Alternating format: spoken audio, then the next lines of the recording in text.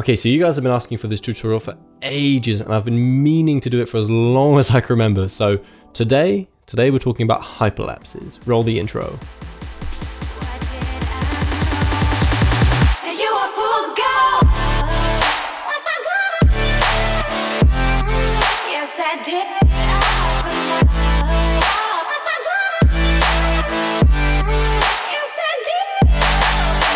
What's up team, my name is Mark and welcome back to Making Instagram Bangers, the series where I teach you all the tips and tricks that I use to shoot and edit my photos. So today we're talking about hyperlapses. So for those that don't know, hyperlapses are these cool things going on right here. Basically a hyperlapse is a moving time lapse and they're really fun to do, and they're honestly not that hard to make. As with anything, there's 100 different ways of doing this. I'm going to be teaching you my method, the method that I use to make hyperlapses and that I believe is the one that gets you the best quality. Now you can just take your camera and film moving forwards. That's an easy way of doing it, but the quality isn't going to be as good and you're not going to get as crisp an image as the method that I'm going to be teaching you today, and that's the method that I use to make all of these hyperlapses that you're seeing right now. Does that sound good? Cool. All right, let's jump into it. Step 1, set your camera to full manual mode. So this means shutter speed, ISO, aperture or f-stop, and also white balance. This is really important because if you don't do this, the exposure or the light settings might change from one photo to the next, and that's just going to result in a really choppy and not smooth hyperlapse. So make sure to put all your settings to manual and then you should be good to go. Step 2, do the math. Now, this sounds a little bit tedious, but it really isn't. Now, what you need to remember is a time lapse, much like a hyperlapse, is just a series of photos. Now, if you want to create a 24 frames per second hyperlapse, you're going to need to take 24 photos for every second. So if you wanted to do a 5-second hyperlapse, for example, you'd have to do 24 by 5, that's 120 photos. Now this is really important to keep in mind when you're shooting, and it has happened to me in the past that I didn't take enough photos and the hyperlapse ended up being a bit too short. Now there are ways you can fix this, and I'll be covering some of those towards the end of the tutorial, but it's always easier to shoot more and then speed it up than to not have enough photos and then try and have to fix your way around it. Keep that in mind and try and think of how many photos you're going to need to take, and then you should be good to shoot. Okay, so that's it for the technical part. Let's head to location and shoot this hyperlapse. Be right back.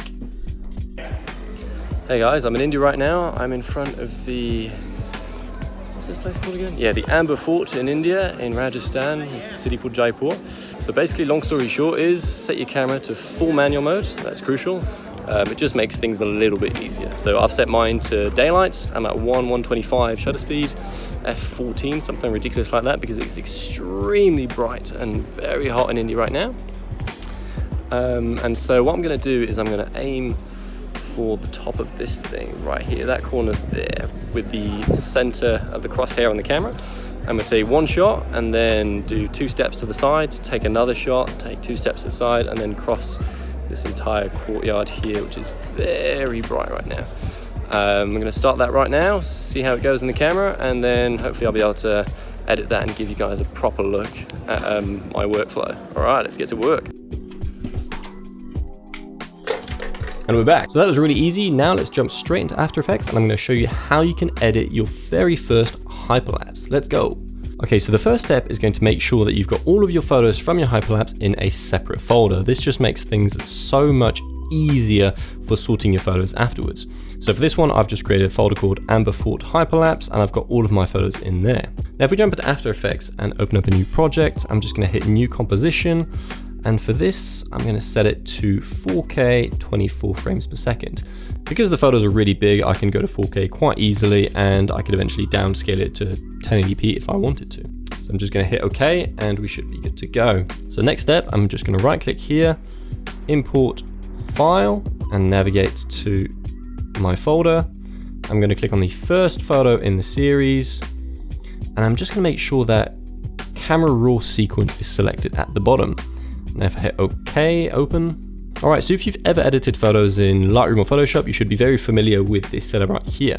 So this is basically camera raw, and what you're going to do is you're going to edit the first photo, and anything that you apply to the first photo is going to apply to every single photos in this series. So keep that in mind when you're editing. You don't want to go way too overboard. You want to keep it pretty balanced, pretty light, and it should look pretty good. So I'm just going to bring the highlights down, pump the shadows up a little bit, bring some contrast, maybe the shadows up even more, just the whites, there we go, I'm just going to do a quick and easy edit for you. There we go. Bit of clarity. There we go. I want to make sure this has got a nice pink tint to it.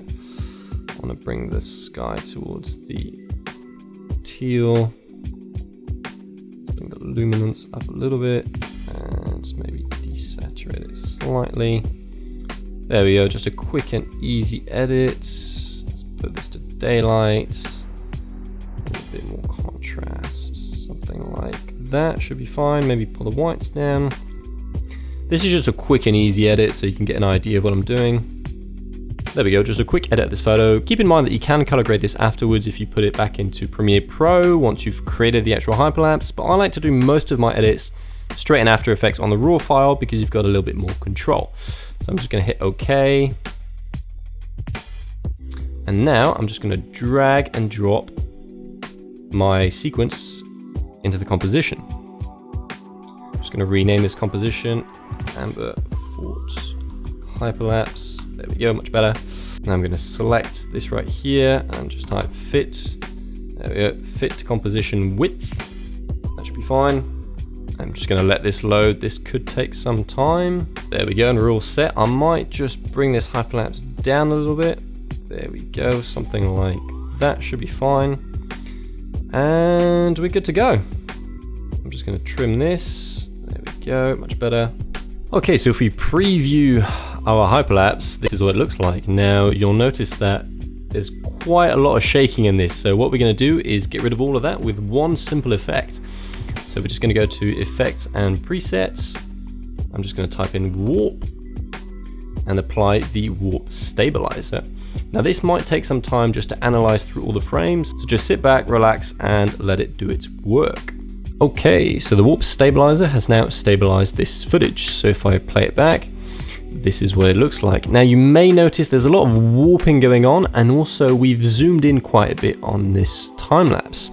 If I look in the top left corner, you can see auto scale is 122. So that means that we've zoomed in 122% to stabilize this hyperlapse.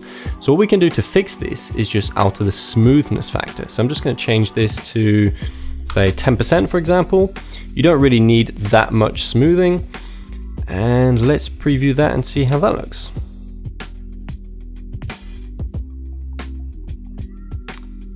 There we go, that's already looking a little bit better. I could probably go down a little bit more. Let's try 5%. The idea is I don't want this to be too cropped, but I do want it to be nice and stable.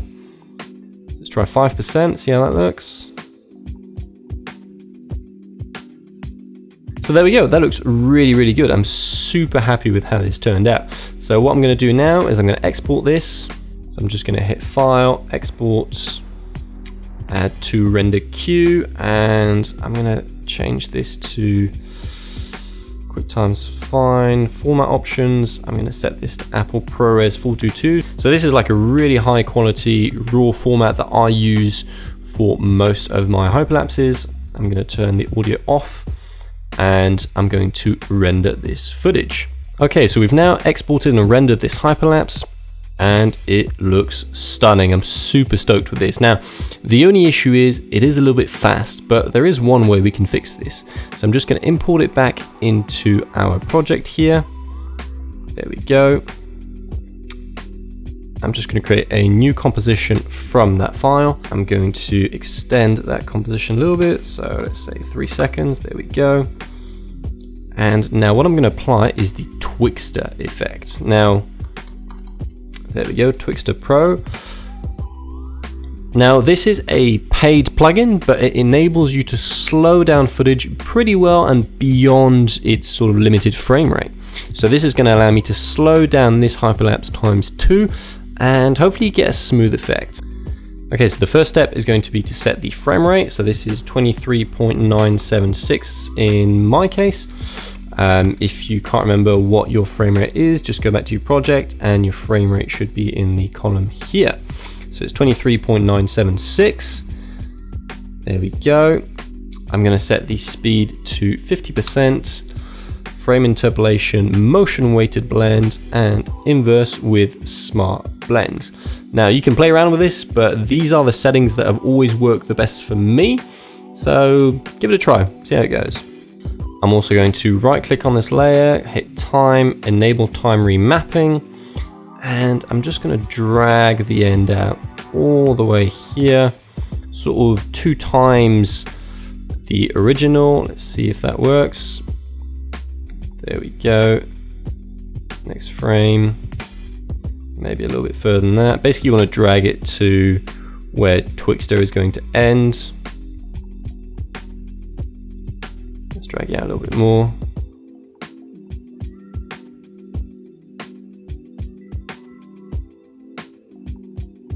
So as you can see, these are all the same frames. So this is the actual end of the hyperlapse. There we go. So I'm just going to drag this here, nice and easy. There we go. And Twixtor should now have slowed down our hyperlapse. Okay, so I've just RAM previewed it, and look at that. That looks sick. I'm super stoked with this. Now, the beauty with this is that technically we could speed it up a little bit in post, but because we've slowed it down nice and easy, we could just do this afterwards. So I'm going to export this, and we should be good to go. So I'm just going to hit File,